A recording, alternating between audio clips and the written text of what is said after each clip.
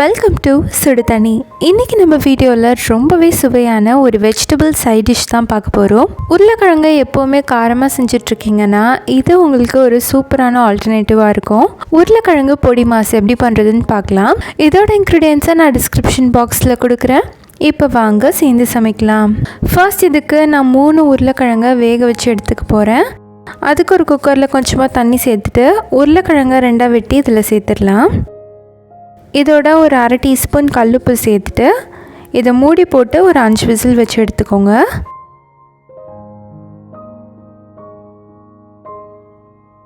அஞ்சு விசிலுக்கு அப்புறமா உருளைக்கிழங்கு நல்லா வெந்திருக்கும். இது ஒரு பிளேட்டில் மாற்றிட்டு இதோட தோல் எல்லாம் ரிமூவ் பண்ணிக்கலாம்.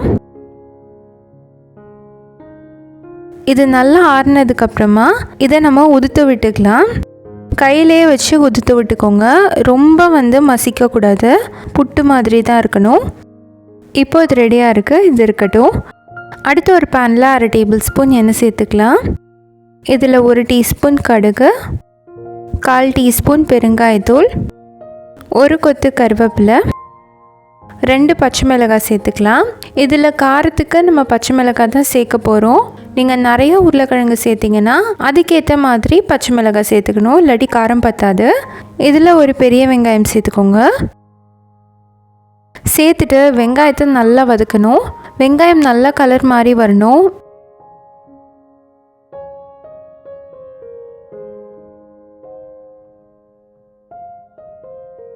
இதோட நான் 1/2 டீஸ்பூன் உப்பு சேர்த்துக்கிறேன்.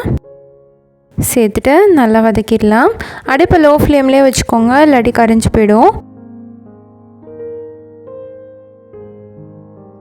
இப்போ பார்த்திங்கன்னா வெங்காயம் நல்லா ப்ரௌனாக வந்துருச்சு. இந்த மாதிரி வந்ததுக்கப்புறமா நம்ம ஆல்ரெடி பண்ணி வச்சுருக்க உருளைக்கிழங்கை சேர்த்துடலாம்.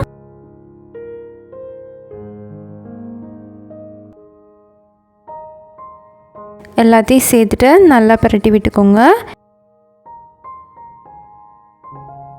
இது எல்லாமே ஆல்ரெடி வெந்திருக்கனால மறுபடியும் இது ரொம்ப நேரம் குக் பண்ணணுன்ட்டு இல்லை. ஒரு 3-4 நிமிஷம் நல்லா பரட்டி விடுங்க. அந்த வெங்காயத்தோடு நல்லா மிக்ஸ் ஆகட்டும். அந்த மாதிரி நல்லா மிக்ஸ் ஆனதுக்கப்புறமா இதில் கடைசியாக 2 டேபிள் ஸ்பூன் தேங்காய் சேர்த்துக்கலாம்.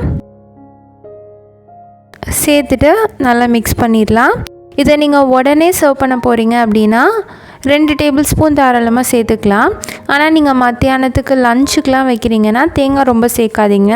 சும்மா கொஞ்சமாக ஒரு 2 டீஸ்பூன் மட்டும் சேர்த்துட்டு நீங்கள் வச்சிடலாம். ஏன்னா மத்தியானம் சாப்பிட்றதுக்கு தேங்காய் சேர்க்கும் போது ஃப்ரெஷ்ஷாக இருக்காது. இந்த மாதிரி நல்லா மிக்ஸ் பண்ணி விட்டுட்டு நம்ம இறக்கிட வேண்டியதான்.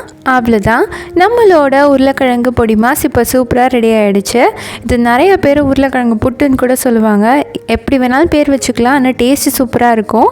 நீங்களும் இதே மாதிரி இதை ட்ரை பண்ணி பார்த்துட்டு எப்படி இருந்துச்சுன்னு சொல்லி கமெண்ட்டில் சொல்லுங்கள்.